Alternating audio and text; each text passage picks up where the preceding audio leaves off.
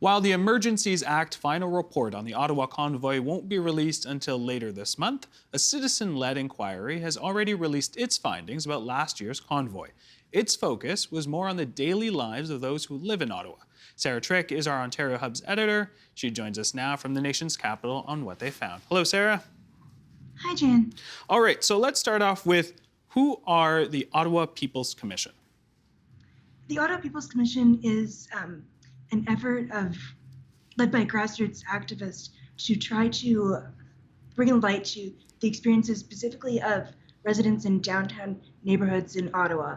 It's run through the Centertown Community Health Center, and its commissioners are active in the human rights field and fairly notable therein. They did some public hearings over the course of 2022, and on Monday they released the first part of their report. This would be a second part in the spring.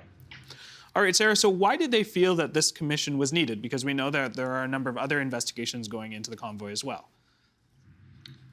And they felt that this investigation was needed because those investigations had very limited scope for citizens of Ottawa to actually talk about their own experiences. There was limited opportunities in those hearings, and that's not their mandate. For example, the Public Order Emergency Commission had a mandate to determine whether or not the use of the Federal Emergencies Act was justified. That is an important question, but it's not going to bring the citizens' experiences to the forefront. So they really felt that they needed to have a venue where citizens could be heard and talk about how this affected them, and for those viewpoints to be respected. Now, this report also included voices of those who were against the convoy, but also included those who supported the convoy. Why was it important to have those two voices? Well, their mandate was to hear from citizens of downtown Ottawa, and citizens of downtown Ottawa have varying perspectives. There were specific hearings devoted to people who joined the convoy or supported the convoy, and supporters also did come in on other days. One of the reasons why they wanted to make that space was because they felt that having the right to protest in a democracy needs to be respected, like it is a human right, and they did not wish to take a position about whether or not COVID mandates were needed. It was all about people's experiences of the protests and what happened. So therefore it was nonpartisan on this question and others. All right, so in terms of key findings, it's pretty obvious that a lot of it was sort of negative in sort of the response time. There were a couple of city councillors that were praised, but walk us through some of the key findings from the report itself. The key findings from the report were pretty much that most residents felt totally abandoned by the city and by its institutions, namely the police forces that were operating in the city at the time.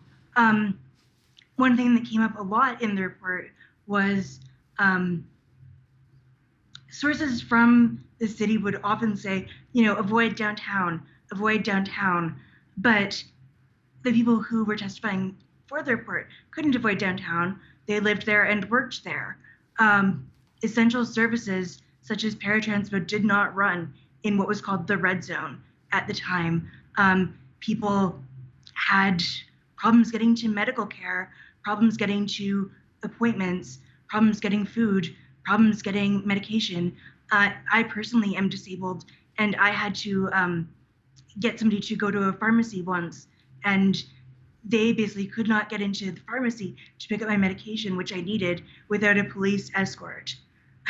They literally had to grab a couple of police people and ask them to make way for them, because otherwise they wouldn't have been able to. And it didn't seem like the city or the police were doing anything about it. One person's testimony said it seemed like the official strategy was to just welcome the convoy into downtown and then abandon downtown. There was no clear communication from the city and no help. There was community mobilization, but not so much from official institutions. All right, you reached out to Ottawa Police and the City of Ottawa for comment in response to this report. What did they have to say? Well, the Ottawa Police Service declined to comment for the story. The City of Ottawa thanked the OPC for doing this report, said that it has worked with the OPS and with other stakeholders. It had worked with them during the convoy, and we're going to work with them in the future, and that it would take recommendations from this commission and from the Public Order Emergency Commission, and from any other efforts that might come about. Now, there are plans, as we mentioned off the top, there are plans in the works for a more official investigation into the disruption in Ottawa. What can we expect from that? There's going to be an audit done by the city's auditor about the conduct of the City of Ottawa, and a separate audit done about the conduct of the Ottawa Police Services. We're also expecting the report of the Public Order Emergency Commission, whose mandate was to look into whether or not the use of the Emergencies Act, the Federal Emergencies Act, was justified. So we're waiting on those findings. And you had mentioned earlier that we can expect a second part of this report at the end of March in regards to solutions. Is there any early signs as to what the Ottawa People's Commission is proposing on that front? Yeah, so that report will be released on March 23rd. And again, I think it comes back to how to safeguard everybody's human rights so that protests can continue and the right to assembly and democracy is respected. But also, so are the rights of vulnerable people, people who live and work in the city, people who are affected by these protests. So I think that's what they're going to focus on. Thank you for this, Sarah, and thanks for joining us on the program tonight. Thank you.